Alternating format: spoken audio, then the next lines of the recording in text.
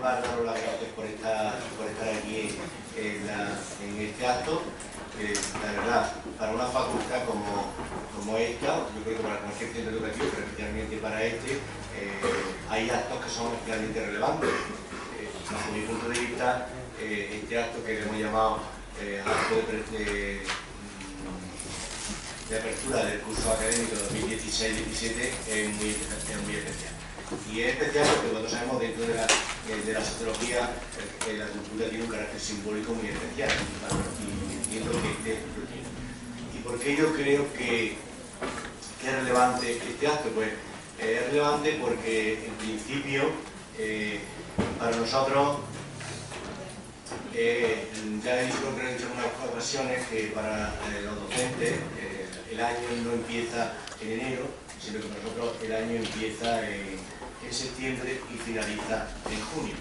Y por lo tanto, el horario de actividad cambia por completo. Entonces, eso en ese sentido es como el inicio del año, que es donde nacemos, donde marca nuestro principio o el quehacer que queremos hacer. Bueno, creo que es lo habitual. Todas las profesiones tienen como un inicio. Me quería decir que todas las profesiones, la verdad, cuando tienen como un ritual de inicio, y yo creo que parte de esa actividad viene cogido del campo de la agricultura. De hecho, este fin de semana que la prensa que se celebraba el inicio del primer aceite, es decir, como el acto de que empieza una campaña. En otro caso, el acto de apertura sería como aquel que empieza nuestra actividad académica.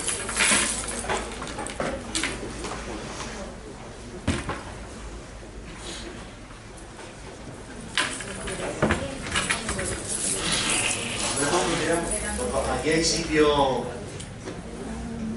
¿Para qué hay sitio libre?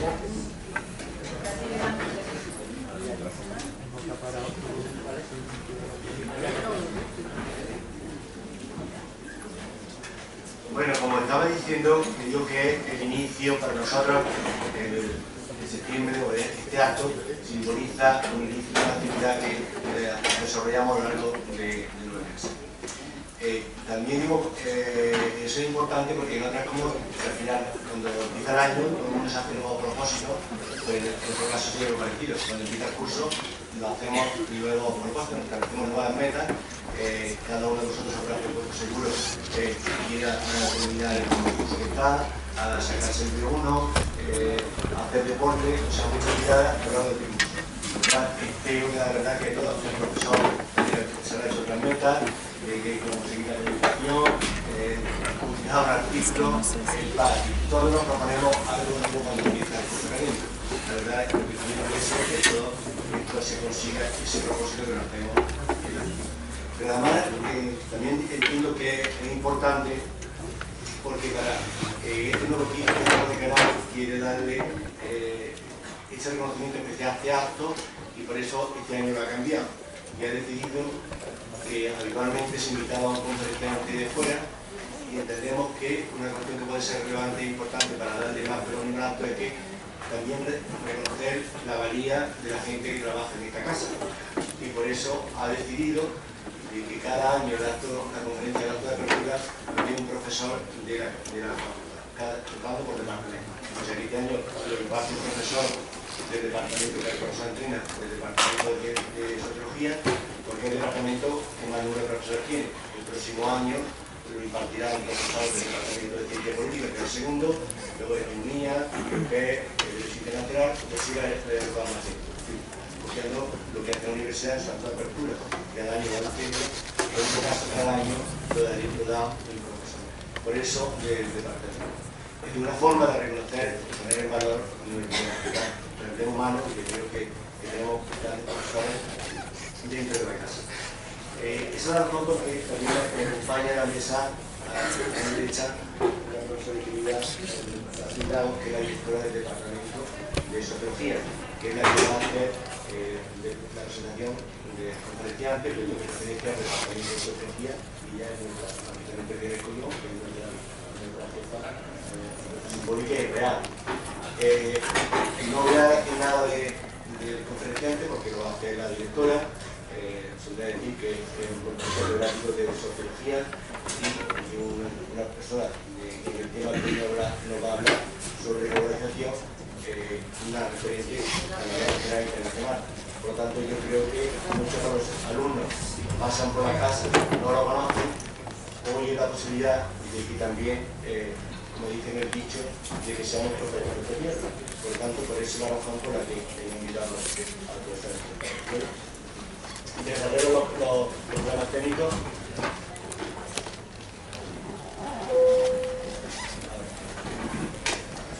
Bueno, buenos días.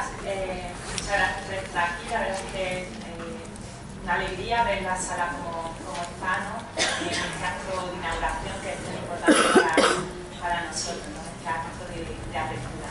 Quiero agradecer al profesor Trinidad, decano de esta facultad, el haberme dado la oportunidad de poder presentar al profesor Entrena. El profesor Francisco Entrena es compañero del Departamento de Sociología, es catedrático de la Universidad de Granada, fue doctor por la Universidad Complutense de Madrid y entre sus líneas de investigación se encuentran cuestiones como la globalización, el tema del cual nos va a hablar, el cambio social, dinámicas locales y globales, la sociología rural, sociología del desarrollo y migraciones.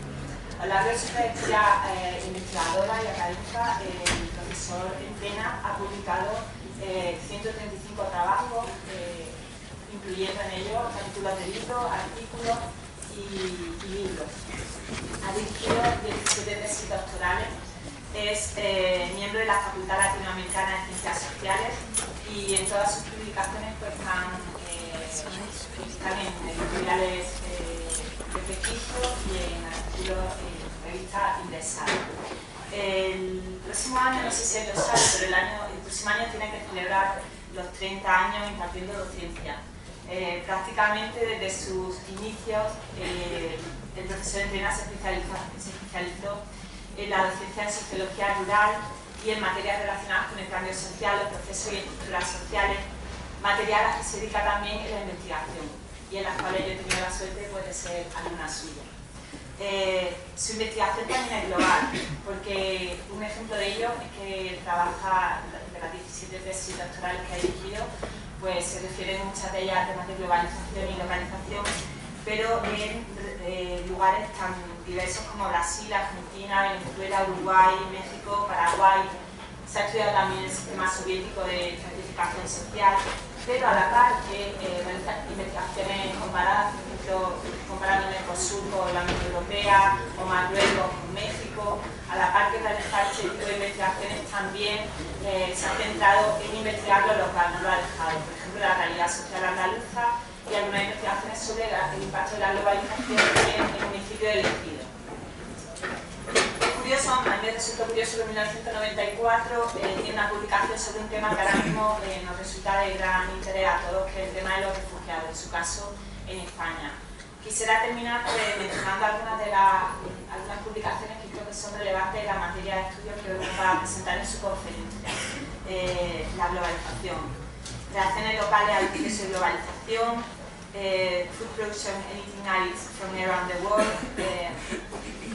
tendencia hacia la localización de los procesos de producción y reproducción de las desigualdades y de los conflictos en Andalucía, turismo global y desarrollo socioeconómico en un territorio rural, el caso de la Alpujarra, de la modernización occidentalista al torbellino de la globalidad, la globalización como contexto y objeto de la sociología de la modernidad avanzada, la globalización del consumo alimentario, análisis sociológico, reflexiones sobre la sociología del desarrollo en el contexto de la globalización, entre otras. Y para terminar, pues la última que tiene modernidad, globalización y cambio social, en un capítulo de libro, en el libro coordinado por los profesores Iglesias Rousseau, Trinidad y Soriano Miras.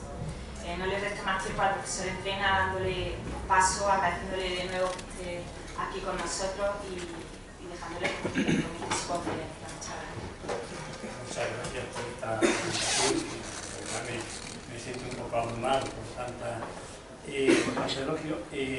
¿Se oye? Ahora sí, ahora sí se oye. Buenos días a todos y a todas. Muchas gracias por esta presentación, como digo, que siempre le abruma un poco. Ignoraba que no suelo contar los años hay cierta edad en la que ya se deben dejar de contar, ignoraba que voy a cumplir 30 años de docencia el año que viene.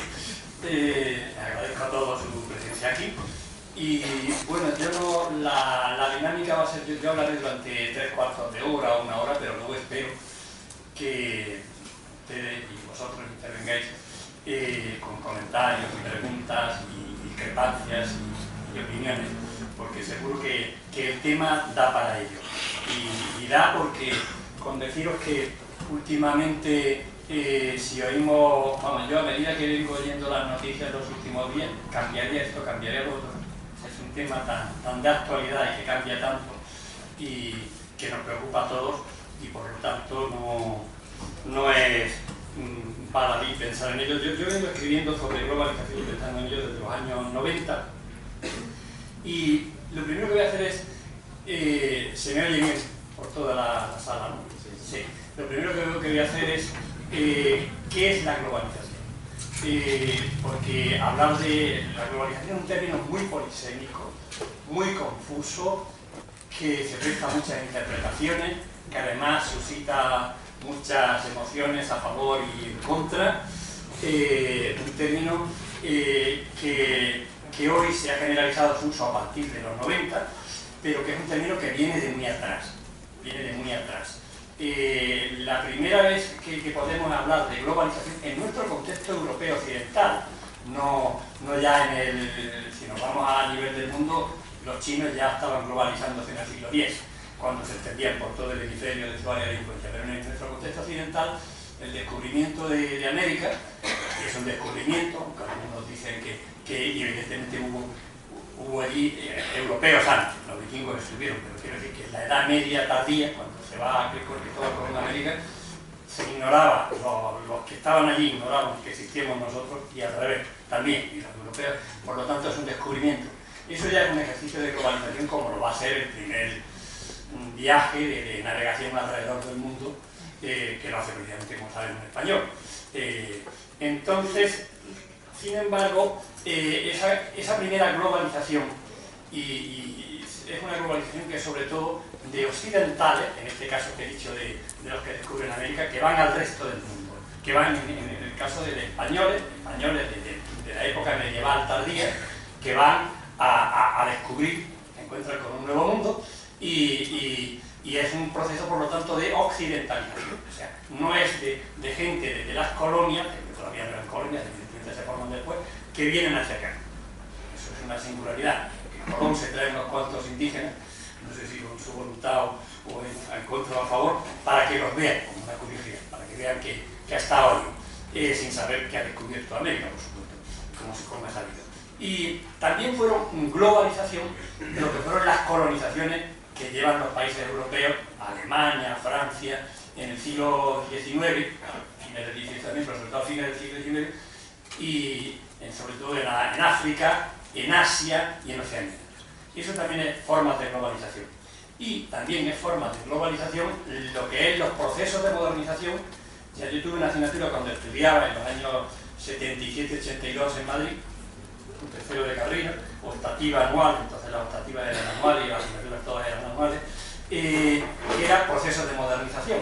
Y era todavía y se había de la modernización. Por esos procesos de modernización son procesos que se agudizan y se intensifican después de la Segunda Guerra Mundial, con la emergencia de un gran número de países independientes que tienen como modelos para desarrollarse Occidente. Occidente viene en versión de economía liberal capitalista, u Occidente también en versión de economía planificada, como diría mi maestro Carlos Moya, de capitalismo de Estado, del llamado socialismo real.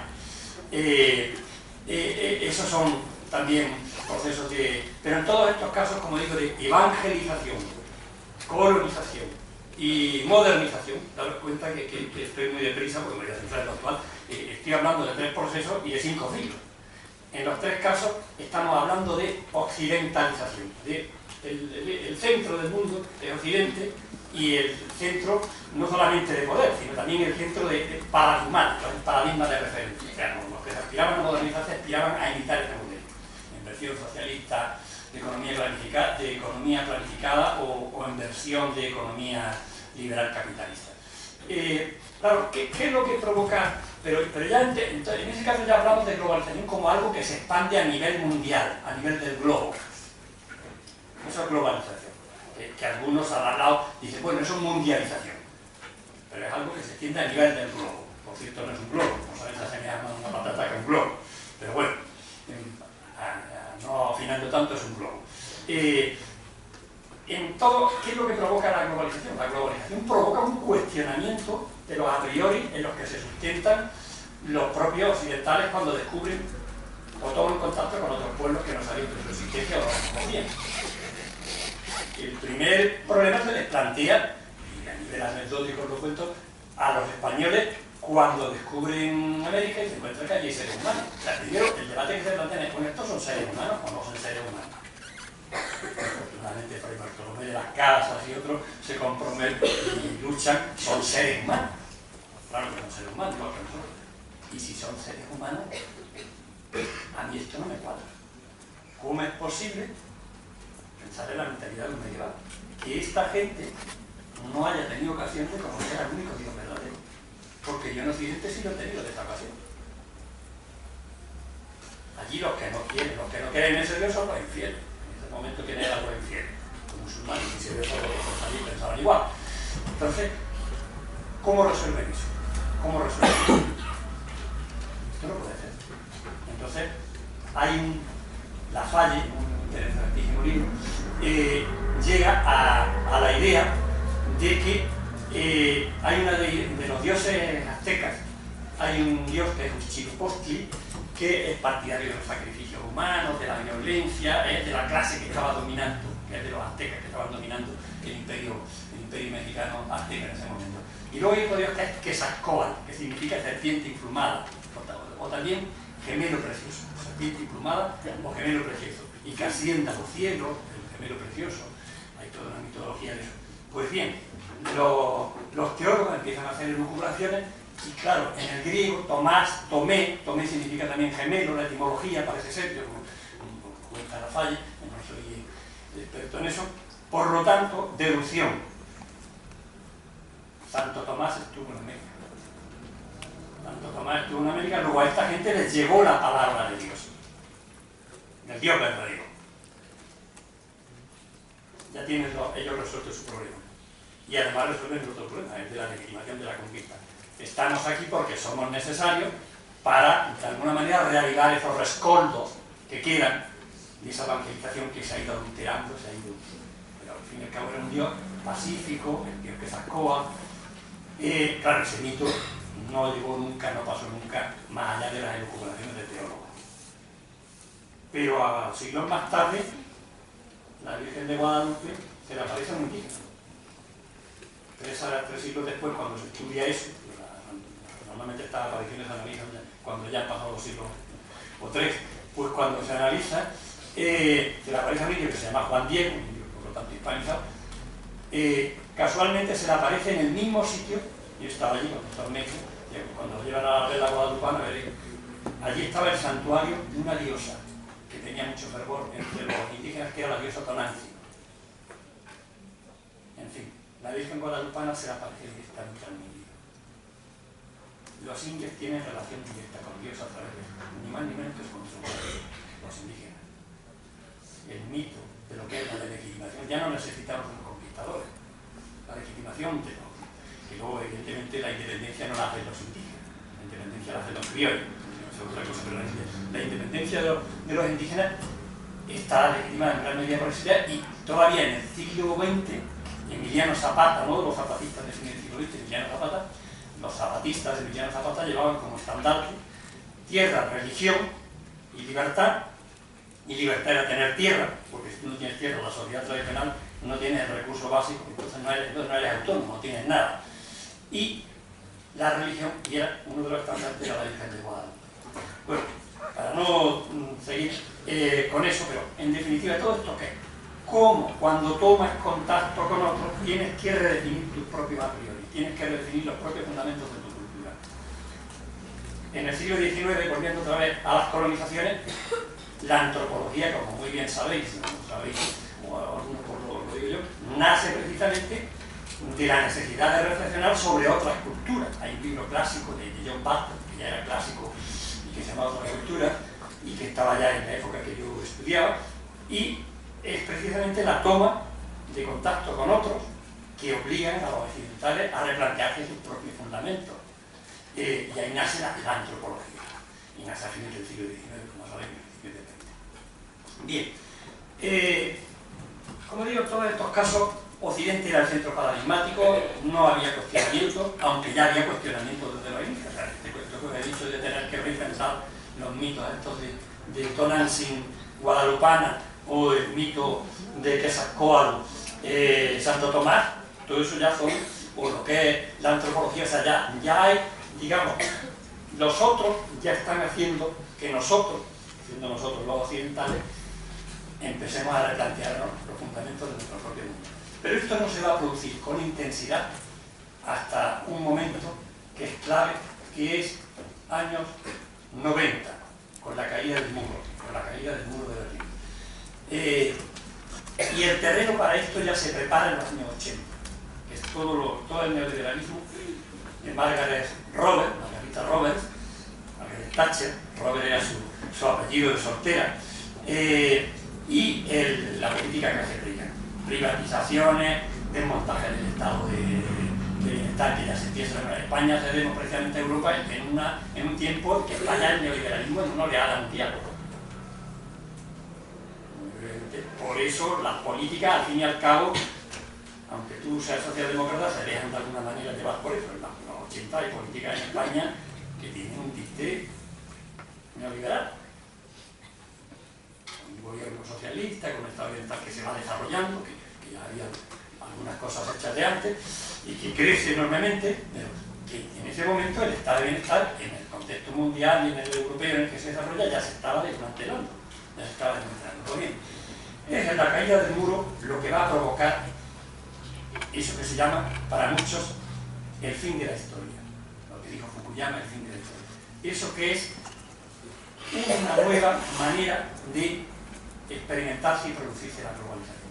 La globalización ya no va a ser fundamentalmente algo que se manifiesta como progresiva occidentalización del mundo. Insisto, el proceso no es que de la noche a la mañana se pasa de una cosa a otra, el proceso es gradual. Ya hemos visto cuestionamientos del occidental, estos dos ejemplos de los que nos gustan. Pero ahora la globalización ya, los flujos de personas, de ideas y de mercancías, a partir de los primeros de los 90, incluso de los 80, ya son en todas las direcciones del mundo. Ya no es Occidente el centro de referencia del mundo.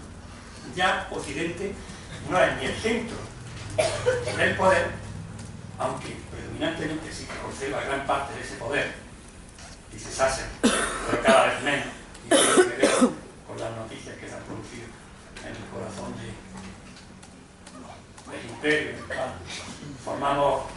somos, no quiero hacer un lenguaje de bajo barato, pero sí formamos parte de ese área de influencia, estamos en ese contexto mundial.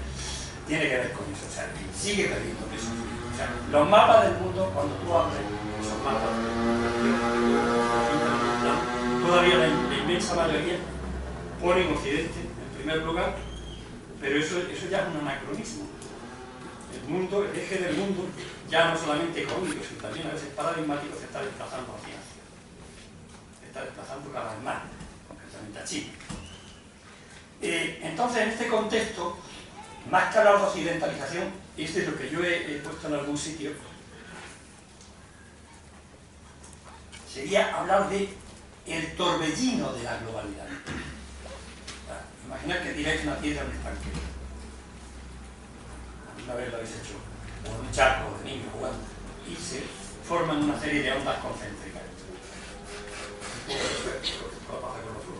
Los flujos de personas, de ideas y de mercancías van alrededor de todo el globo, en toda la dirección. Los aviones van llenos, siempre, los grandes transatlánticos. O sea, yo rara vez he ido me voy el sábado otra vez ahora, he ido a Latinoamérica y los aviones no fueran llenos, con muy pocas plazas libres. Esa por la fecha, pero no, una fecha distinta. He ido en septiembre, he ido ahora con Navidad que viaja van llenos. O sea, viajan un número de gente, hay migraciones, pero no solamente migraciones, sino viajes. Las mercancías circulan a una gran velocidad y esto va a tener impacto, por eso he puesto la única imagen que os voy a poner, esto que veis ahí, y lo que es las ideas van con las personas y también, ¿por qué no decirlo? Las enfermedades, hoy las pestes en el siglo XX se transmiten con una gran velocidad. Las pestes en la Edad Media tardaban en llegar y además no sabemos por dónde las habéis venido porque tenemos conocimiento y sabemos, pero los virus viajan con las personas, los aviones y con los cargamentos. O sea, eso es sabido. Entonces, es un mundo en el cual, más que hablar del centro, que sería Occidente, y la periferia, también algunos hablaban de centro, periferia, semiperiferia y periferia, el caso de la teoría del sistema mundial de Wallerstein, más que hablar de centro y periferia, se habla de global local. O sea, los clásicos teóricos que empezaron a hacer las teorías de la dependencia, global local, centro-periferia, intercambio desigual, no puedo entretenerme con detalle, algunos de ellos acabaron hablando de globalización. Estoy acordándome ahora, por ejemplo, de Octavio Ianni, que había escrito, un autor portugués bastante conocido, de habla portuguesa pero brasileño, que al final de su vida se dedicaba a hablar de global local. Y estoy acordándome de Anders Gunter Frank, que el último libro que escribió, cuando ya estaba enfermo de cáncer, era un libro, con el título exacto con el que salió publicado no recuerdo ahora, pero era Re-Orient, Vuelta al Oriente. Que la tesis que él sostenía es que el hecho de que Occidente haya sido el centro del mundo ha sido una cosa excepcional si se mira en su conjunto la historia de la humanidad. Ha sido 5 siglos, cuando China llevaba miles y miles de años siendo centro y teniendo un peso muy importante en el mundo. Una tesis como todas discutible, argumentable, a favor y en contra, pero quiero decir que estos autores estaban ya preocupados por el fenómeno de la globalización en los últimos años de su vida. Entonces es cierto, yo he trabajado mucho sobre la globalización de lo local, pero por una sencilla razón, porque nosotros seguimos viviendo, nuestra vida cotidiana sigue transcurriendo en entornos locales, en territorios concretos, en espacios sociales concretos que son locales. Lo que pasa es que esos espacios, esos territorios, cada vez son menos localistas, nunca lo fueron por completo, cada vez están menos cerrados, cada vez están más vinculados a lo que sucede a escala global y, por lo tanto, lo local impacta en lo global y lo global impacta en lo local. Claro, esto no es una simetría perfecta. Hay entornos locales que sobre todo son impactados, más que impactar ellos. Habrá que ver cada caso. Por cierto, local, ¿qué es? Local es un término impreciso y ambiguo, y entonces depende del nivel que nos movamos y el estudio que estamos haciendo. Si estamos hablando de un estado, local es un estado, que lo contraponemos con una instancia superior, que es los procesos globales. Local puede ser tu pueblo o el mío, local puede ser Granada, local puede ser la región determinada, etcétera, etcétera. Entonces, esas relaciones, como digo, si tú analizas cómo la globalización se manifiesta en lo local, cómo la globalización se manifiesta en los entornos concretos sobre los que transcurren nuestras vidas cotidianas, estás comprendiendo fundamentalmente cuáles son los efectos de la globalización sobre nosotros, porque nuestras vidas son mayoritariamente todavía locales, aunque no localistas, sino, como sabéis, globalizadas. Globalización de lo local. Pero antes de llegar a esto, en los años 80, ¿qué haría? Porque claro, es muy importante saber los años 70 y los años 60, después de la Segunda Guerra Mundial, ¿qué hubo? ¿De dónde venimos y dónde estamos? Y hubo una cosa que era la predominancia del modelo keynesiano, el modelo keynesiano de Estado. Y, por cierto, las teorías de Keynes se desarrollan como 10 o 15 años antes de que empiecen a ser aplicadas con éxito después ya de pasada la Segunda Guerra Mundial. Los intentos de hacer políticas económicas expansivas, a raíz sobre todo de la crisis del 29, no fructificaron mucho. Estados Unidos consigue algunos éxitos con la política del presidente que estaba Roosevelt, que lo gracias. Este se consigue en otras cosas, pero sobre todo cuando se consigue la expansión y la aplicación de las políticas keynesianas es después de la Segunda Guerra Mundial, paradójicamente después de haberse destruido todo en Europa en ese proceso de reconstrucción. Esperamos que lo tengamos que hacer lo mismo en esta situación ahora, porque no se aprende. Hay un documental del corporate de Michael Moore. Uno es sobre el deterioro progresivo de los servicios en Estados Unidos. Hay otro que es Capitalismo, una historia de amor, y se ve el proceso de desindustrialización en Estados Unidos y cómo eso lo acaban y lo tratan de tapar de la barriga con una burbuja inmobiliaria que luego estalla a finales de los 80 y provoca una catástrofe similar a la que provocó esta burbuja 10 años después. Porque aquí se va lo que se llamó la reconversión industrial de los 80, muchas veces es desmantelamiento industrial y otras veces entrada de empresas transnacionales, pero sin a las que se le dan todo tipo de subvenciones, en el caso de la Suzuki y en Linares, y no siempre se consigue que se quede como hemos visto. Y luego una burbuja que se reactiva al principio de los años 90 y que no se reactiva hasta finalizando ya la primera legislatura del gobierno Zapatero, o sea, no se desactiva, por lo tanto. Bien, entonces, cuando estaba el estado de bienestar, ¿qué era? El modelo keynesiano.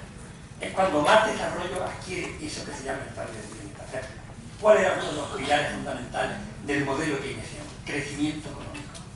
Había crecimiento económico después de la Segunda Guerra Mundial. Cuando hay crecimiento, digamos que es fácil, o es más fácil, que llegue para repartir y que llegue también para que haya ganancias. El problema es cuando ya no hay crecimiento. Y sin embargo, si no se reparte, las desigualdades aumentan, que es lo que vamos a ver qué pasa ahora. Pero también una cosa que había es trabajo. La pregunta que hay que hacerse, ¿hubo alguna vez pleno empleo? Yo creo que nunca, aunque hubo países que se acercaron bastante. Otro pilar es el crecimiento económico, trabajo, el estado de bienestar, que es la que se llama como la edad dorada, la edad de oro del estado de bienestar, los años 60, 50, 70. Y también estaba lo que se llama el Estado centrismo. El Estado era el centro de la vida económica, de la vida política. El Estado era el centro de un mercado que, sobre todo, aunque había comercio internacional, operaba a nivel nacional. Hay una correlación entre el Estado nacional y el desarrollo del mercado nacional. Y eso viene del siglo XIX, con lo que es la construcción de los ferrocarriles y la vertebración de los Estados, que permite eso, que existe circulación de personas, pero también circulación de mercancías en plan masivo. Y circulación, ¿por qué no también de los ejércitos? Y posibilidad de que el Estado del centro controle sin necesidad de delegar en los nobles o en los señores locales. O sea, es que el desarrollo tecnológico es el que va a permitir esos cambios. Y todo esto, digamos que el Estado, por supuesto que entonces tampoco el Estado era completamente autónomo. Y había Estados y Estados, pero más fuertes y menos fuertes, obviamente. Pero digamos que tenían todo eso. Entonces imaginar la etapa de ese modelo keynesiano como un periodo, imaginar el edificio social, imaginar la sociedad como un edificio en el que evidentemente hay poder, en el que evidentemente hay relaciones jerárquicas, hay dominación, hay grupos, no quiero emplear el lenguaje tan simplista que emplearía el marxista clásico, aunque ese lenguaje no está más prostituido con la polarización. Hay digamos que en esa época lo que se da en términos de autores como este, ¿cómo se llama? Que habla del conflicto, una pluralidad, una superposición de dominaciones. Unos dominan a otros y otros dominan a otros. En la sociedad existe la dominación, lo que pasa es que no es una dominación dicotómica, pero eso existe. Digamos que hay una clase media muy amplia, digamos que hay una clase media en expansión, cuando yo estudiaba se lo explicaba, la idea de lo que se llama el aburguesamiento del proletariado. O sea, los proletarios ya no están interesados en hacer la revolución, sino en ver cómo van con tengo más posibilidad de consumo, tengo más posibilidad de ascenso social, pero es que eso lo brindaba ese sistema.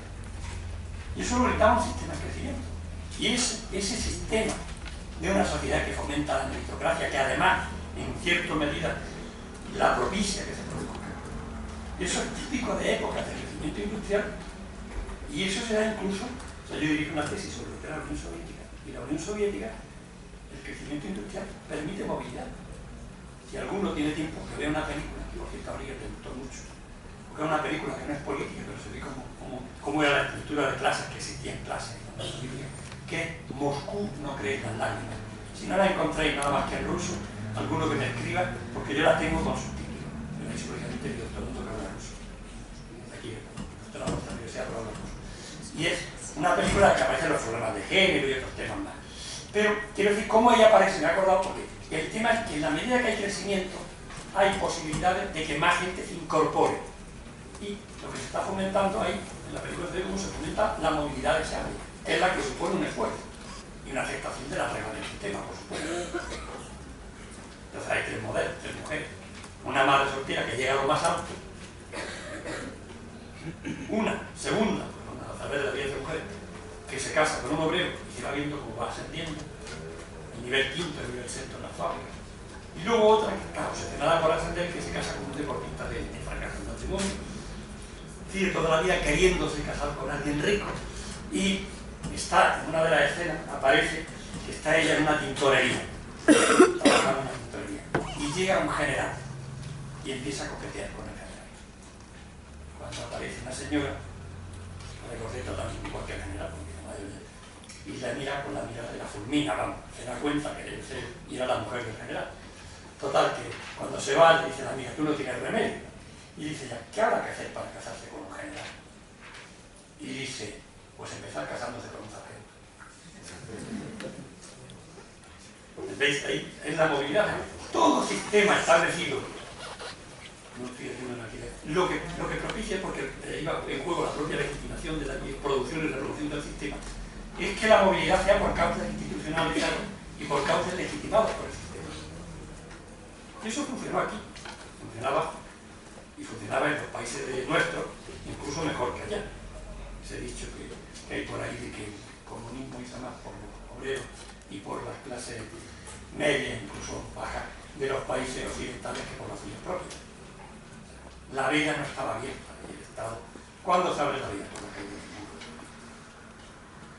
Entonces, cuando empieza lo del neoliberalismo, cuando empieza a recortes ya de manera...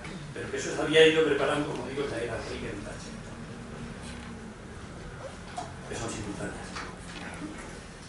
Entonces, digamos que mientras eso funcionaba, digamos que el sistema tenía, ese edificio que os decía, por sus calles, estaban claramente trazadas, tú sabías por dónde ir, por dónde no ir, las señales funcionaban, imagínate las señales de tráfico, y sabías lo que se podía hacer, lo que no se podía hacer, lo que era legítimo, lo que no era legítimo, y además el esfuerzo tenía un premio. No quiero decir que eso siempre fuera así, o sea, pero se acercaba más a eso. Había situaciones en las que se acercaba más, evidentemente. En España nunca tuvimos un gran desarrollo militar, pero en situaciones en las que había un desarrollo, eso se acercaba más, dependiendo de los momentos. Y se fue poniendo en declive cuando, sobre todo, se cae el muro y hasta qué punto no tuvo que ver en la caída del muro la propia crisis que la caía interna. Que el sistema soviético en los últimos años, cuando ya se para el crecimiento, ya no tiene potencia. El proceso de legitimación interna estaba ahí también, pero bueno, eso hay unas cosas marginales, la tesis la tenéis si lo queréis ver. Y vamos a centrarnos en lo actual. Entonces, en lo actual ya el estadocentrismo termina, si es que existió alguna vez. El estadocentrismo es el Estado como centro de la vida económica, social y política. Digo, para que quede claro, por si algunos dicen de quién está hablando el tema. Eso termina y, según los últimos teóricos, la actual época del siglo XX, la última época del siglo XX y la actual del siglo XXI, estamos en el XXI, ya ese torbellino de la globalidad, ya en lo local, global, y como digo, no centro-periferia, porque hay muchos centros y muchas periferias tienen una relativa centralidad. O sea, los centros, depende, esto parece que es contradictorio, pero pues esa teoría de las ciudades globales, no todas tienen la misma importancia. Entonces, y luego, si no solamente las ciudades que mencionas, sino luego las que están en esas redes, que dependen de esas ciudades. Veis cómo hay distintas centralidades según el grado de periferialidad, no sé si me la palabra exactamente o no, la he dicho sobre la nación. Claro, aún así, en estos momentos, hay gente todavía que dice que la globalización, en los años 80 y 90, hubo mucha gente que decía que la globalización no acaba con el Estado. Entonces hay teóricos que son los que se han llamado hiperglobalistas, que dicen que sí, que el Estado queda por completo anulado. Entonces se habla de Estado vacío, se habla de un mundo sin fronteras, pero hay otros que son escépticos, otros que no se lo creen. Y entonces ellos ponen como muestra, después ya explicaré por qué está ahí esa imagen, ponen como muestra el hecho de que hay un autor que es Thompson y Hirsch, del año 96, que tiene un libro ya, en el que dice que si tú analizas lo que era el transporte de mercancías a principios del siglo XX y lo que es el transporte de mercancías en los años 90 y 80, no había un Estado tan grande. Por lo tanto, no había tantos cambios. Y es que, porque a partir de los 80 y 90, cuando se empiezan a construir barcos como este, y además cuando se empieza a generalizar el uso del contenedor. Eso vamos a hablar después. Pero hay otros autores que son los que dicen que la razón está en el término medio, yo creo que sí, que son los transformacionalistas. Ahí tenemos autores que seguro que algunos lo conocen. Giddens, ya, porque soy de primero ya habrán hablado de Giddens, y si no, acabarán hablando. Anthony Giddens está ahí, y dice que el Estado sigue teniendo un peso bastante importante y bastante significativo. Hay otro autor que yo tuve el placer este año, me fui a Portugal, precisamente al Congreso de Portugal, por verlo, porque era uno de mis mitos intelectuales, que es David Harvey. Estuvo en la presentación del Congreso de Sociología de Portugal en Faro. Este habla de la compresión del tiempo y del espacio y habla también de esa posición intermedia. Entonces, ¿cómo voy de tiempo? ¿Voy bien? Sí, de esa posición intermedia.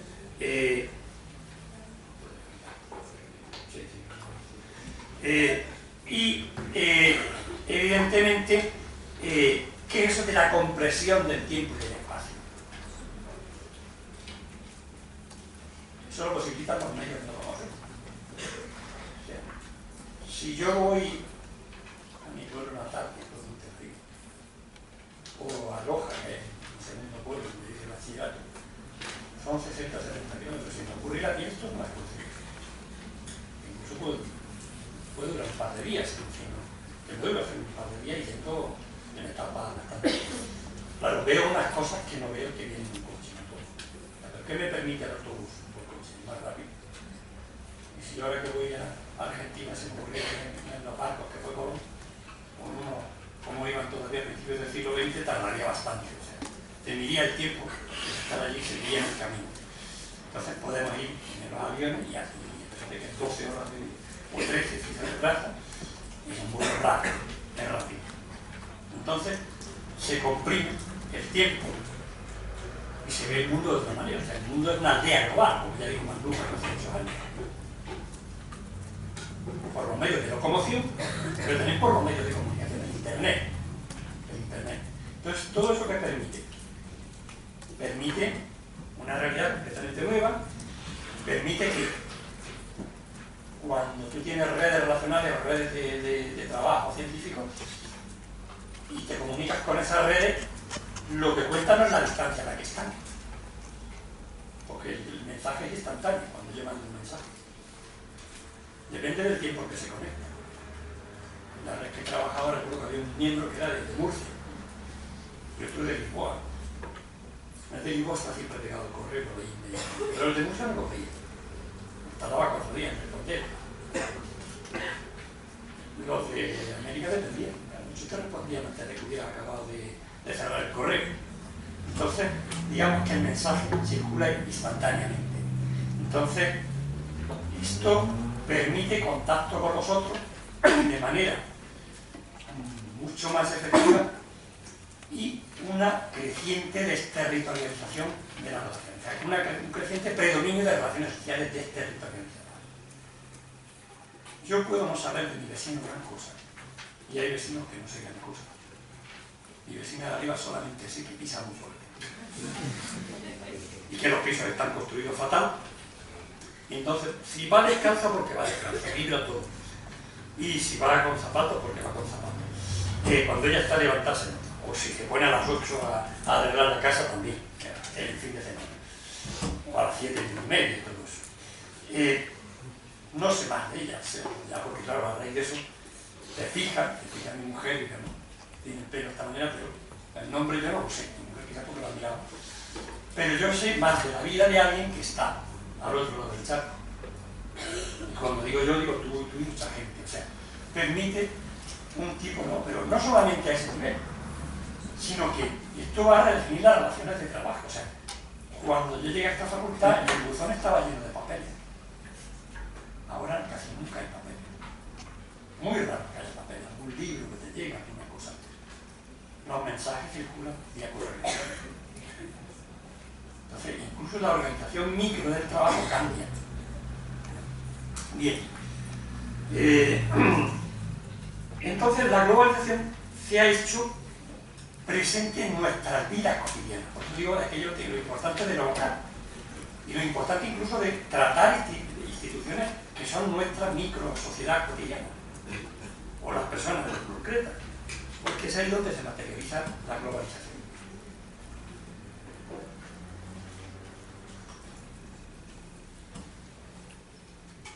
Multiculturalismo, migraciones, los otros están presentes, los otros ya no son esos extraños lejanos. Hay una anécdota que he puesto en mi clase, y la voy a contar aquí tampoco, porque no. Si hay algunos, la he oído 2 veces. Cuando era un niño adolescente en Loja, estaba en el bachillerato, pues yo los libros que había tenido del bachillerato eran una enciclopedia. En el bachillerato ya había libros, pero en la escuela era una enciclopedia que según lo Víctor Álvarez, que destilaba ideología pura del franquismo, pero sí tenía la ventaja que tenía todos los textos metidos en una enciclopedia. Estos deberían de aprender ahora y hacer menos negocio y alguna gente podría escribir los libros. Pues bien, eran blanco y negro, o como muchos colorines teñidos. Y la televisión era en blanco y negro. Además, en mi casa no hubo televisión nunca. La primera televisión que tuvo mi padre es la que fui ya de casa.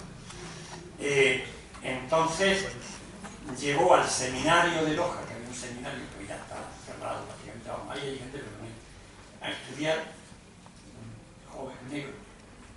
Y entonces, nosotros los chicos, nos pusimos todos voluntarios, porque corría de unos a otros lados, para ir a conocerlo y a ver cómo le enseñábamos español. Pero en realidad íbamos porque era algo, claro, eso yo lo había visto en la tele muy raramente porque no la veía en mi casa, pero sobre todo los libros. Y los libros, el blanco y negro es una escala de grises. Era para mirarlo y decir, ¿cómo mira que tan negro, que ojos tan blancos? El otro era algo distinto, muy extraño. O sea, ¿qué hay en el fin del mundo? ¿Qué hay más allá? Mi abuela materna, que por la que ya contaba, en el fin del mundo la gente anda al revés, anda de cabeza. Claro, evidentemente yo eso me hacía gracia, porque en la escuela yo ya había aprendido lo de la gravedad, esas cosas. Pero ella no estaba descaminada, ya había oído, claro, si el mundo es redondo y yo estoy para arriba, ¿cómo está el que esté en mi antípoda? O sea, los otros eran gente muy extraña, a la que extraña y muy extraordinariamente se les veía. Los otros hoy están con nosotros y su presencia es continua. Entonces aquello que decía, que el contacto con los otros nos plantea ese revulsivo de nuestros propios anteriores, es que hoy las sociedades son multiculturales, o se fomenta el multiculturalismo, o vamos mal. O sea, cualquier calle de una ciudad, no digo ya grande, sino nada.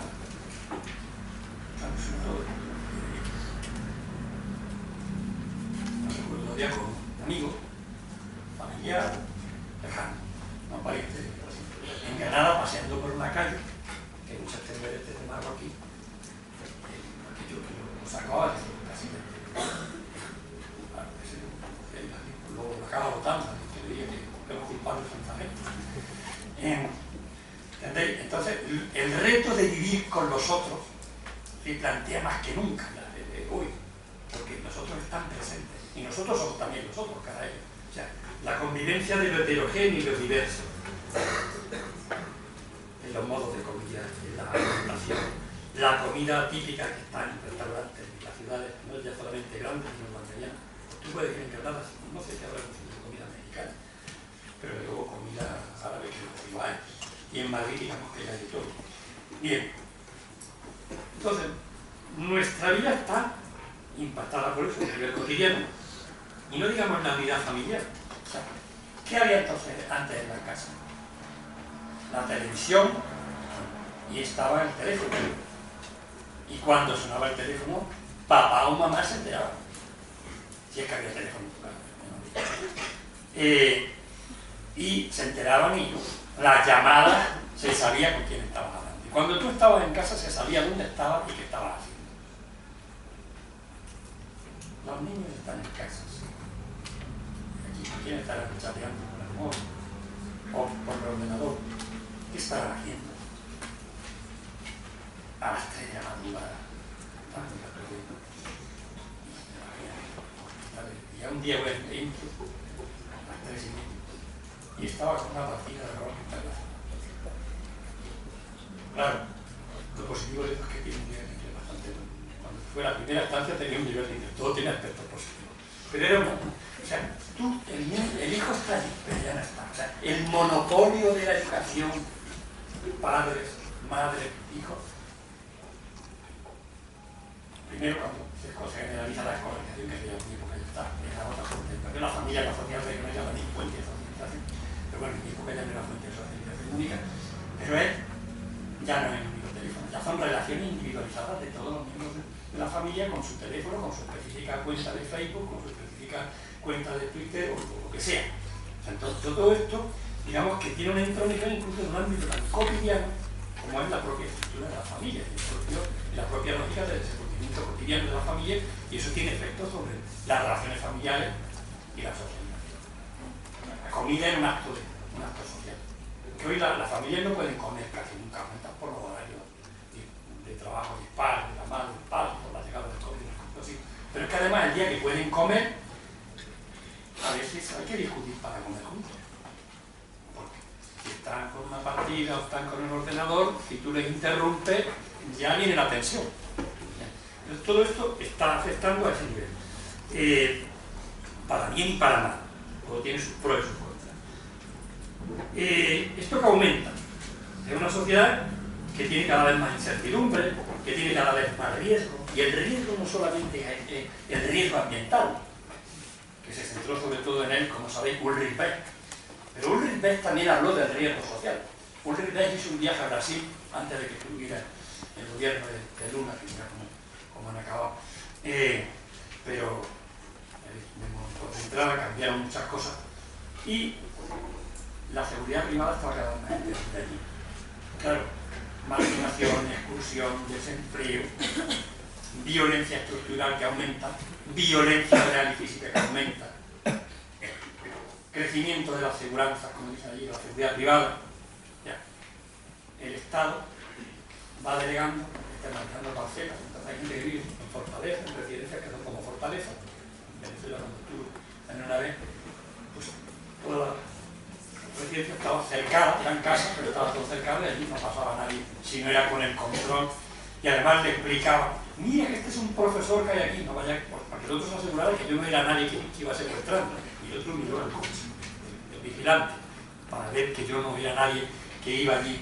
Entonces, claro, cuando eso se vive en la sociedad de esa manera, los riesgos son terribles, pero el riesgo es riesgo a perder el empleo, riesgo a muchos riesgos, como puede ser, por ejemplo, lo que es el abandono de territorio, cuando se introduce el monocultivo en una zona. Ahora que está en Argentina, el monocultivo de soja está provocando desertización demográfica de entornos, porque la gente, bien porque es demasiada, bien porque la fumigación de calle se tienen que ir, o sea, comunidades que están abandonando, y aquello queda en manos de una multinacional. La multinacional, cuando agota el terreno, pues se va a otro sitio. No le importa si se agota el terreno. Claro, ¿a quién le importa eso? A la gente que vive allí. Entonces se pierde biodiversidad. El campesino tradicional aumentaba la biodiversidad porque necesitamos una heterogeneidad de cultivos. No solo puede adquirir en el mercado, pero cuando no tiene dinero, cuando no puede, o cuando eso se encarece. Entonces, países que están creciendo su exportación Sin embargo, el hambre está aumentando y la carestía de los alimentos básicos. Todo eso son riesgos. Y además, otra cosa que pasa es la tendencia a la externalización.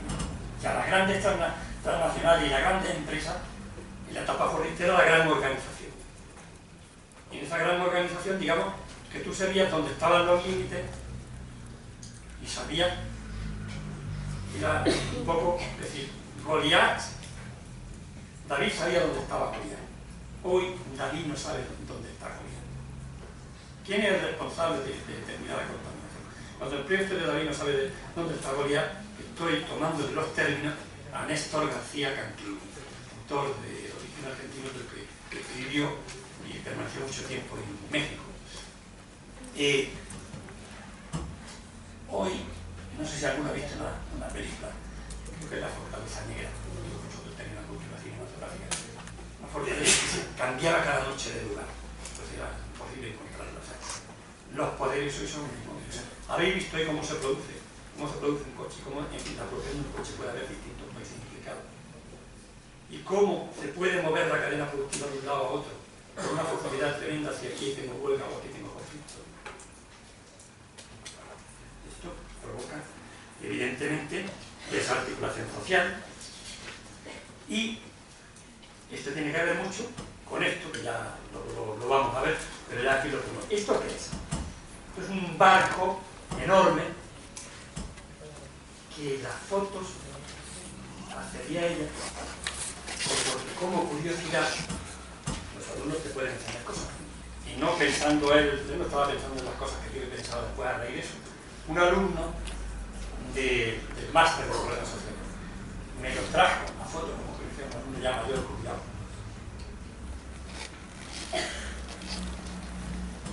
Y yo lo cogí enseguida porque vi reflejado lo que yo quería mostrar con él, que es carga hasta 15.000 contenedores. Y cada contenedor de esos, ¿cuántos kilos le carga? Y los contenedores esos, ¿dónde se envasan? Directamente en fábrica.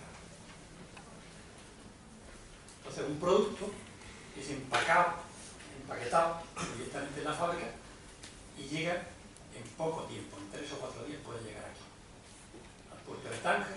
Si tienen problemas en el de Tánger porque hay algún conflicto social, pues me voy al de o viceversa. Puede llegar con mucha facilidad. Y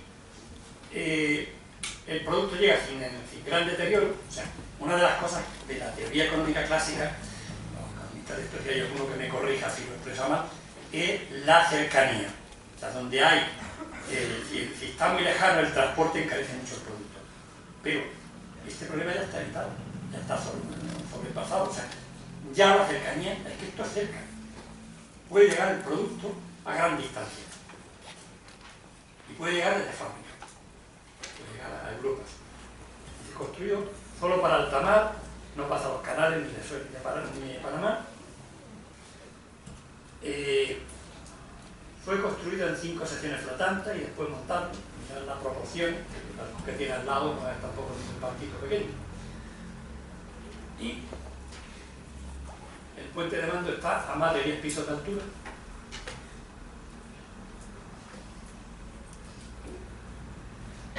Navega 31 nudos, 18 y a veces hasta 20, más que otras embarcaciones, permitiendo atravesar el Océano Pacífico desde China a California en solo 4 días. ¿Dónde están las grandes transnacionales, las grandes empresas españolas? En Estados Unidos, en China, en Inglaterra, pero ¿dónde están también las norteamericanas? ¿Dónde están muchas de ellas? Está la fábrica del mundo. Y como China ya está subiendo posiciones, pues ya está el tiempo a Camboya y a otros sitios, algunas de ellas, para advertir todo eso que ya visto en un documental por ahí. 11 grúas operan simultáneamente para la carga y descarga. Grúas. Se trabajan los estibadores, los conflictos portuarios. Sí, ya no hay problema. ¿Qué sobra? Recordándome ahora, y lo digo también ahora porque si luego se me olvida, la robotización de la fábrica. Se está produciendo evidentemente. ¿Qué sobra, gente? Por todos sitios. claro, eso luego se puede arreglar de otra manera, o si no lo arreglamos con el mal. La bandera, la manga, bueno, la carga que tiene. Es impresionante. Es un poco que alguno quiere que se lo pase. No quiero porque si no me come tiempo. Mirar el aspecto. Cada cosa que se ve aquí es un container. El container ha revolucionado el transporte por completo. Y ha supuesto cambios en la organización de lo que es incluso un puerto, de carga y descargamiento de puertos. Pero también lo que es a nivel mundial de las posibilidades de comercio. Entonces, eso que decía antes de los escépticos que no se creían, uy, el transporte sí es mucho más intenso también. O sea, de mensajes, instantaneidad de mensajes. Los mensajes del presidente, con la radio y la televisión, no estaban en la televisión, pero lo que es internet, la instantaneidad de los mensajes, pero es que esto llega en pocos días. O sea, que esto no supone el pequeño motor. El pequeño nada. Ahí tiene 108.920 caballos, 26,7 por 13,2 metros, 23.000, no, 2.300 el consumo que tiene. Y ahora sí, que sigo añadiendo. ¿Qué tamaño? Es un monstruo. En fin, los pistones, y así sucesivamente. Los cilindros y los propios que tiene. Y ya está, no quiero que alguno que se quede ahí la imagen. Entonces, todo esto es lo que permite deslocalizaciones, desindustrialización de las zonas de donde se van las empresas, permite además, o sea, lo que ha hecho posible, y lo que ha sido el derrumbe progresivo del modelo keynesiano, y lo que es también interesante si quien pueda la tendencia de las empresas a externalizar todos aquellos costes que no les son, todas aquellas tareas que no les son fundamentales y que pueden seguirlas teniendo controladas, pero ya no son responsables. Si en una obra hay un accidente, pues ya el último responsable era la cuadrilla, que era una subcontrata, Entonces, ante eso ya es aquello que decíamos de que no sabemos muy bien a quién responsabilizamos de los males que nos pasan. Ahora, ¿qué se puede hacer?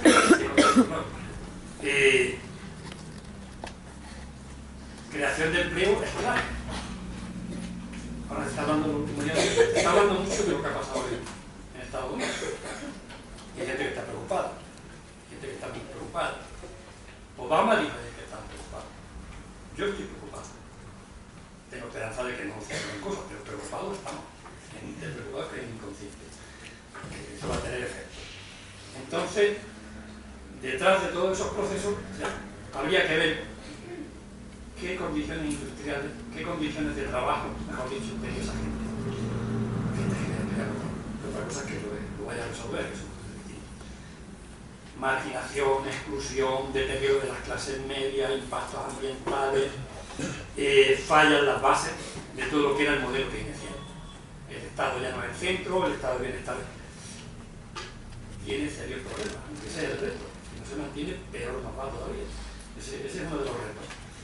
¿Y cómo creamos empleo en un contexto de desindustrialización, en un contexto de robotización del trabajo, en un contexto de deslocalizaciones crecientes, en un contexto de desigualdad y de salarios a la baja? Y la desigualdad es un problema moral y es una inmoralidad que aumente, pero a nadie que sea medianamente avispado se le escapa que también es un problema económico. Podemos tener coches que son muy bonitos y que es tan placentero llevarlos como pasear descalzo por el césped, mojando por el pan encima de un huevo frito. Lo habéis oído el anuncio, ¿no? Esta mañana mismo lo he oído, pero que un coche japonés. Pero ¿quién va a comprar? O sea, el problema es que esto no es sostenible incluso para el propio sistema. Esa es la esperanza un poco. Reactivar el consumo es incluso beneficioso para el sistema. Para el sistema vigente. Desde luego la Unión Europea tiene un reto, inmediatamente tiene el reto de que sea de la Unión, en defensa, ahora aquí, pero también una unión económica. Porque yo tengo escrito aquí una cosa que se me ocurrió, y eso que llamamos populismo, que cuidado que eso es muy muy heterogéneo, muy diverso, y muy polisémico y muy ambiguo, y se meten en el mismo proceso de cosas muy distintas, y se utiliza a veces como un descalificador.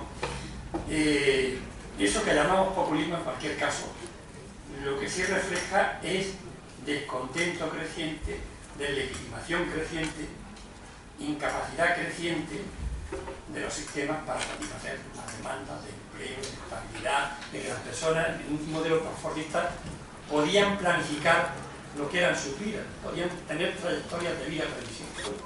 Pues el niño está estudiando. Si acababas con un buen expediente, podías tener una beca. Si tenías una beca, luego si te formabas, podías, en el caso de la universidad, pues podías acabar en la universidad o podías acabar, o sea, digamos que había un premio a esos esfuerzos más o menos asegurados y cada uno según lo que merecía.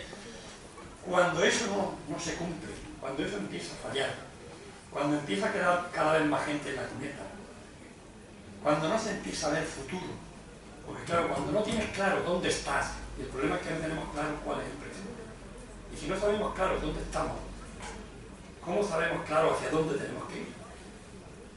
Pensar en la metáfora y pensar que estás perdido en la jungla. Primero tenemos que saber dónde estamos, dónde estamos. Entonces digamos que las semillas de eso que se llaman populismo se siembran, digo que es intencionalmente, y empiezan a germinar en el contexto de eso que se ha dado llamar el liberalismo, que también es muy antiguo, muy generalizado, pero que se traduce como privatizaciones crecientes, exclusión creciente, deterioro del estado de bienestar, etcétera, etcétera. Hace unos años, un par de años, algo que estoy quedando seco, se hablaba un par de 5 o 6 años, no, más, 10, que los mayores se lo hace tiempo de 10 o 15, reparto del trabajo. O sea, lo paradójico es que en un mundo que la tecnología cada vez está más desarrollada y que los trabajos penosos están cada vez más robotizados, en ese mundo haya cada vez menos oportunidades de trabajo para alguna gente. Claro, el reparto del trabajo es muy fácil de decir, pero eso supone tocar privilegio. Y aquí me puedo yo poner el mundo, todos estamos muy dispuestos a repartir lo que los otros programas. Personalmente a mí me importaría que les hubiera dado impuestos bastante, si eso creo que digamos 500 menos, no pasa nada. Os digo, pero vamos, que no, tampoco hay muchas cosas a lo mejor que no estaría dispuesto a pasar, pero es como en una época, por primera vez en la historia de la humanidad estamos en una época en la que ya crecer y crecer y crecer primero no es sostenible ni social, ni económicamente, ni ambientalmente, con los niveles de contaminación que se genera un crecimiento como el que hemos conocido. Y que además el crecimiento ya no es un requisito sine qua non para mejorar las cosas. O sea, digamos que las sociedades tradicionales tenían muchas limitaciones, las sociedades preindustriales, mejor dicho. No llegaban nada por limitaciones técnicas, pero hoy tenemos tecnología suficiente para producir recursos para todo el mundo. Entonces el reto es cómo cambiamos el orden económico, la estrategia del mundo, y luego por orden económico mundial, cómo hacemos un modelo productivo distinto, cómo creamos una situación de desarrollo sostenible a nivel social, ambiental, económico, que mantenga los territorios, que mantenga a las personas ubicadas en sus contextos. Es difícil, pero ese es el problema que se plantea actualmente en ese contexto de globalización. Cuando nació ya con esto voy cerrando, la sociología era un tiempo también de grande incertidumbre del siglo XIX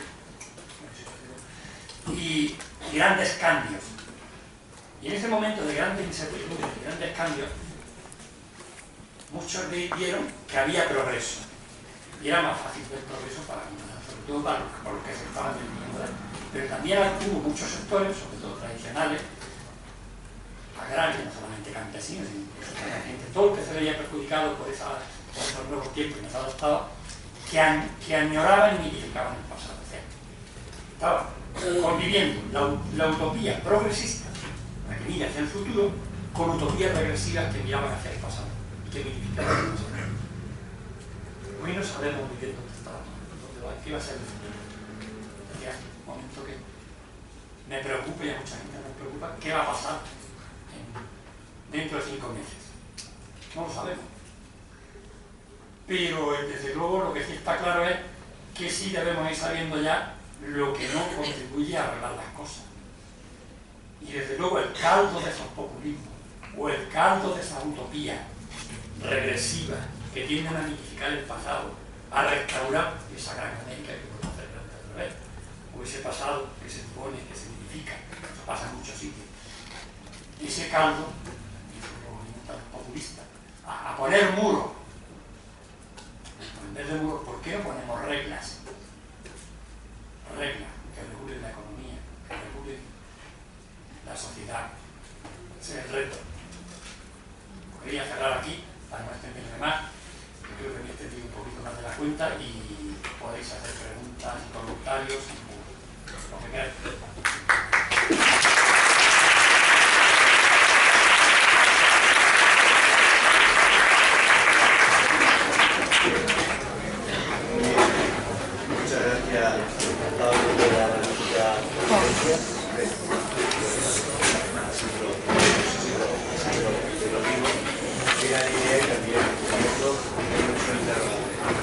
Ahora tenemos como 10-15 minutos para preguntar. Si alguien quiere hacer una pregunta, aquí tenemos al compañero. ¿Alguien más? ¿No más? Vamos a dejar un par de minutos para que quien quiera salir o lo que sea lo pueda hacer. Alguien, pero tampoco quiero que vaya todo, no es de nadie, ¿no? Era, no sé que tenía esa.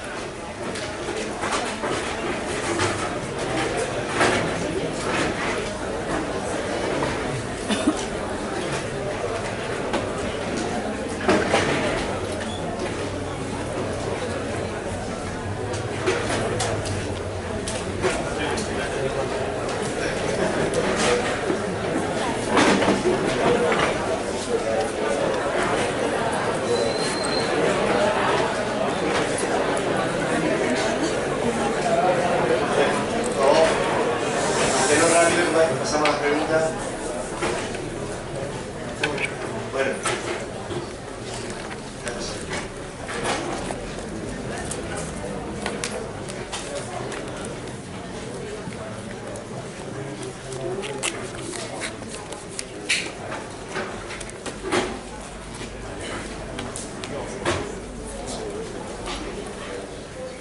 Bueno, pasamos al tema de la pregunta.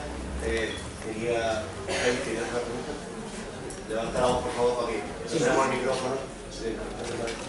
Pues agradecerle a la profesora Entrena, a Pablo Entrena,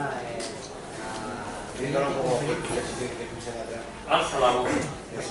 agradecerle a la profesora Entrena la conferencia que nos ha brindado. Yo, en mis clases, cuando termino uno de los capítulos del libro La sociedad desde la sociología, suelo preguntarle al alumnado lo que pregunta el autor en esto que ponemos preguntas, ¿no? Y efectivamente he visto que el profesor Entrena nos ha contestado a una de mis preguntas, ¿no? La sociología como instrumento desenmascarador de la realidad social. He visto a un sociólogo realmente hablando. Eso ya para mí me satisface el venir y escucharlo, ¿no? Pero también he leído, voy a hacer una crítica, he leído atentamente el capítulo Modernidad, Globalización y Cambio Social. He visto en ese capítulo que el profesor hace alusión a autores, por ejemplo, como Gianni Vattimo, dentro de ese capítulo, con lo cual también hace una pequeña globalización intelectual dentro de ese capítulo. Y eso me reconforta, ¿no? Porque es fiel a lo que él preconiza.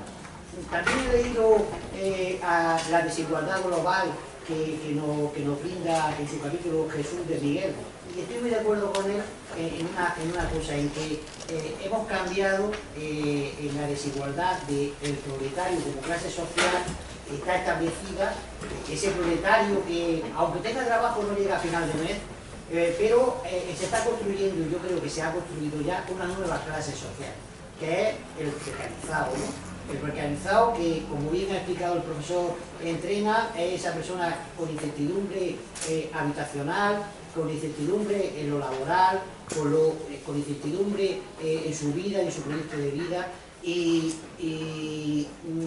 Por eso me sorprende que en el capítulo del libro nos diga, se ha dicho en este capítulo que la posmodernidad es un concepto equivocado, que es más adecuado hablar de globalización y de una nueva o avanzada fase de la modernidad para reflejar la presente situación. Pero ¿significa esto que hay que desechar las aportaciones teóricas de los posmodernos? Yo creo que no, que la posmodernidad es algo que está aquí.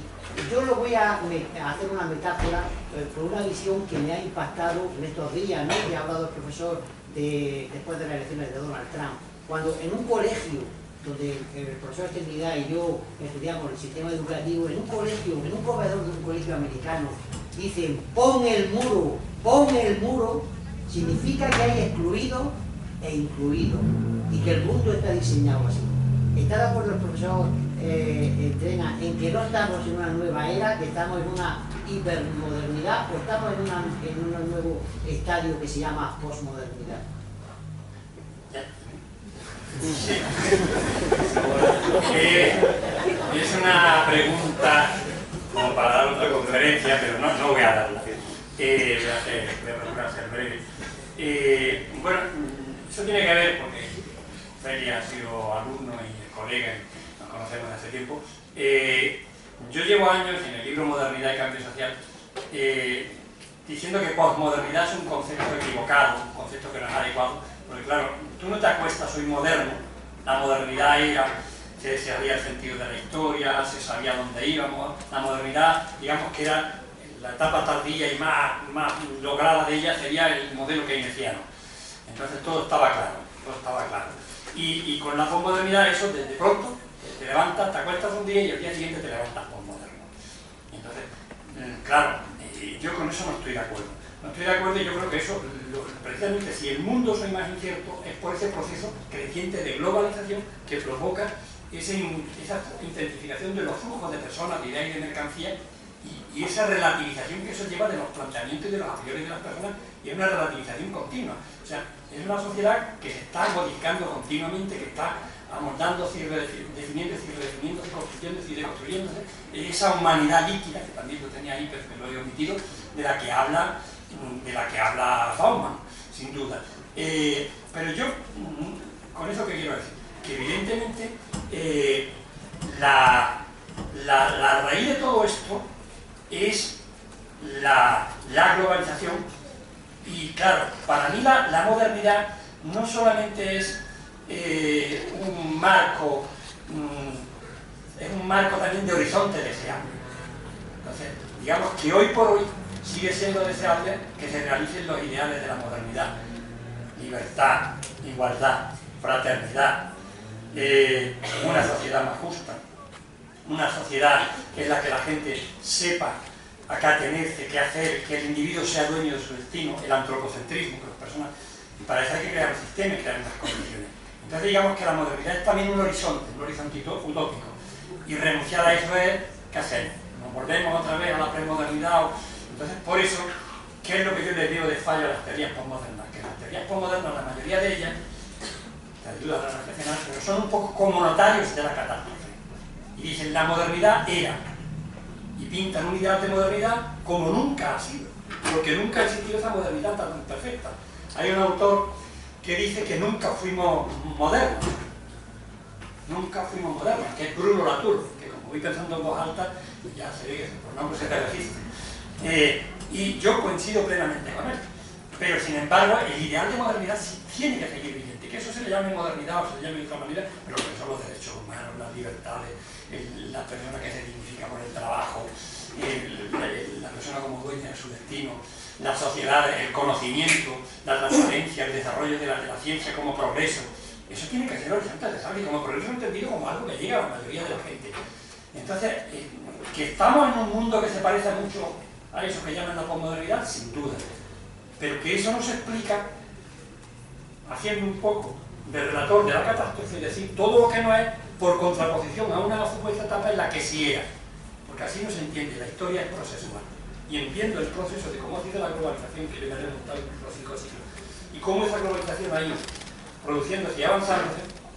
Primero, la globalización lo que dio resultado cuando estaban haciendo la sociología era al nacimiento y la construcción del Estado moderno. O sea, le estaba pasando de lo local, regional, a lo estatal. Pero hoy el Estado está yéndose desbordado por arriba y también por debajo. Bueno, claro, cuando se ve desbordado por arriba, por poderes que no controle, por dinámicas y situaciones y procesos sociales y económicos y decisiones que no controla, al mismo tiempo le aumentan las demandas por abajo y se lo estamos viendo, los territorios y la radicalización de los regionalismos cuando no nacionalistas. Entonces, yo creo que sí, estamos en una etapa que se parece mucho a eso que decían los posmodernos y nos pueden ayudar. Por eso digo que los posmodernos no es que lo que digan es inútil, no significa, por eso yo le hago la pregunta a los alumnos, porque después de lo que he dicho en el capítulo, pues para que digan, pero señores, eso no quiere decir que yo voy a ignorar todo lo que dice esta gente, tengo que leerlo, tengo que reflexionar, y nos ayuda a dejar de lado una visión demasiado simplista y utópica de lo que es la modernidad y lo que es el mundo de hoy. La calidad de los grandes relatos, la incertidumbre, la sociedad esta de la humanidad líquida, todo esto son características que tienen que ver con lo que se llama la posmodernidad. El problema de ello es que el diagnóstico de eso es simplemente por contraposición a lo que supuestamente existió. No, porque lo que existió nunca existió así. Pero lo que la pregunta es, ¿por qué entonces en un determinado momento, cuándo nos pudimos aproximar más a lo que se llama la modernidad? Cuando el estado de bienestar estaba más desarrollado. Cuando llegaban más los beneficios a la mayoría de la gente, los beneficios del crecimiento y de la mejor economía. Y eso hacía que fuéramos autónomos, hubiera más libertad, hubiera más igualdad, hubiera menos problemas sociales, más previsibilidad a la hora de planificar nuestras trayectorias vitales, etc.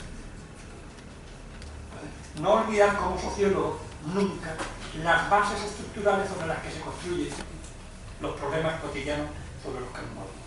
Lo cual no quiere decir que caigamos en un determinismo economicista, un determinismo estructuralista.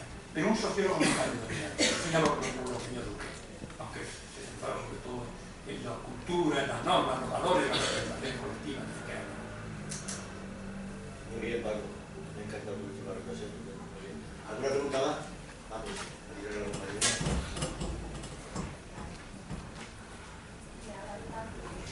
Dime. Ya me corta y me gustaría hacerle esta pequeña pregunta reflexiva. La globalización ha traído un sinfín de inconvenientes y ventajas, pero ha traído ¿Inconvenientes y ventajas. ventajas? Ha traído conocimiento y la integración entre países. Es difícil crear un equilibrio en el que se incluyan las ventajas y los inconvenientes en cada caso, encontrar ese equilibrio en tiempos tan confusos. ¿Qué es lo conveniente a nivel individual para poder crear expectativas, para poder estar en un tiempo mucho más equilibrado? ¿Solo con los valores suficientes o no? ¿Alguna otra pregunta? Sí, Pedro. ¿Hay otra pregunta por ahí? ¿Quería preguntar? Quería preguntarle cómo influye el populismo en la globalización. No me ha quedado claro de qué manera influye el populismo en la globalización. ¿Hacemos alguna pregunta más y cerramos el turno de preguntas? ¿Más? Bueno, está bien. Vale. Concha. Si yo he destacado sobre todo los inconvenientes de la globalización. La globalización tiene ventajas también. Van a haber dicho que una de las ventajas es empezar a publicar fuera. Ahora que está cuando tenía internet, yo tenía internet antes de que existiera el departamento. Ya estaba en la universidad y yo comentaba a través de mi casa, con el teléfono, mira, directo y tal. Y eso permitió que yo mandara mis primeros artículos. Algunos lo aceptaban y otros no sé, tan mal. Digo porque eso te permite ver la globalización que le permite a uno escapar de las redes de los controles de nueva y el castillo local. Yo decía, por ejemplo, ese indígena, esa persona de la India, una ciudad mediana que trabaja, que es diseñador gráfico, que hace trabajo muy bueno, que sin moverse de su tierra trabaja para una multinacional que está ubicada en Estados Unidos o está ubicada a miles y miles de kilómetros.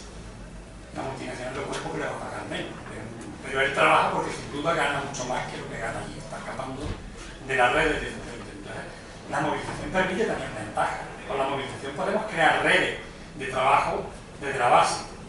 Entonces, el reto es, o sea, no es cerrar, no es poner muros, eso es volver al pasado. O sea, el cosmopolitismo es una realidad y debemos de tender hacia afianzar. En el mundo hoy o somos cosmopolitas o estamos ignorando por completo la realidad. El problema es cómo conseguimos desde la base articular también y afianzar progresivamente. Y esto no es esa situación. Formas de globalización del trabajo. Me estaba acordando ahora en los movimientos sociales alter globalización esto. Cuidado, daros cuenta que digo alter globalización, no digo antiglobalización. Porque antiglobalización es lo contrario. Pero alter globalización es proponer alternativas. Entonces, estos movimientos que había cuando el G20 y mucho acababa violentamente, se organizaban a nivel transnacional, se organizaban también globalmente. Entonces, ¿por qué no se pueden organizar las cooperativas o los productores locales de una región determinada en Andalucía y comunicarse vía internet con otras regiones que tengan similares problemas? Porque al fin, aunque los distintos territorios locales tengan problemas muy dispersos, pero hay un problema común que afecta a todos, que la globalización tiende a homogeneizar, a impactar sobre lo local, muchas veces deteriorando las bases sociales y económicas del territorio. ¿Por qué no crear organizaciones desde la base y establecer estrategias comunes, transregionales, que vayan más allá de los estados? Todo eso se puede hacer. Y desde luego, mientras haya educación, se garantice que haya democracia, trabajando porque haya estado de bienestar, movilizando con más razón. Movilizarse no solamente salir con una cámara de pancarta. Yo firmo muchas cosas en Change.org. Yo por el modelo, pero quiero decir muchos de vosotros también lo hacéis. Lo último que firmaba ha sido por los hospitales aquí, ¿verdad? Se trata de que la gente haga su voz. Y luego una cosa muy importante y que me ha preocupado mucho. El tema de la educación. Es penoso como teniendo tantas televisiones conteniendo la educación esté degradada. O sea, las masas siguen siendo tan incultas, la mayoría de la gente, como lo eran hace mucho tiempo. Y así o más. Y así se explica. Claro, la interpretación no queda en cuenta. ¿Por qué? La élite también tiene que darse cuenta de que el de alguna manera somos la élite, aunque no económica, y con ganas de serlo. Mi modelo es David Harvey, como decía. David Harvey fue a comer al comedor donde estaban todos y hombre más, una sencillez tremenda, no necesita hacer. Recuerdo también, me estoy acordando ahora, cuando yo por primera vez en el Congreso Alemán, en el español de Sociología en Bielefeld, estaba hablando con un español y llega con una guayabera de esta que hacía los años y habla en español muy defectuoso y tal, pero muy cordial, con uno que es catedrático de la Escuela Universitaria de la Universidad de Salamanca, no me acuerdo, infesta así. Y cuando se va me dice, ¿sabes quién es él? John Rice, teórico del conflicto. Tiene que haber también ejecutivo, pero el intelectual, la universidad, el intelectual, mi modelo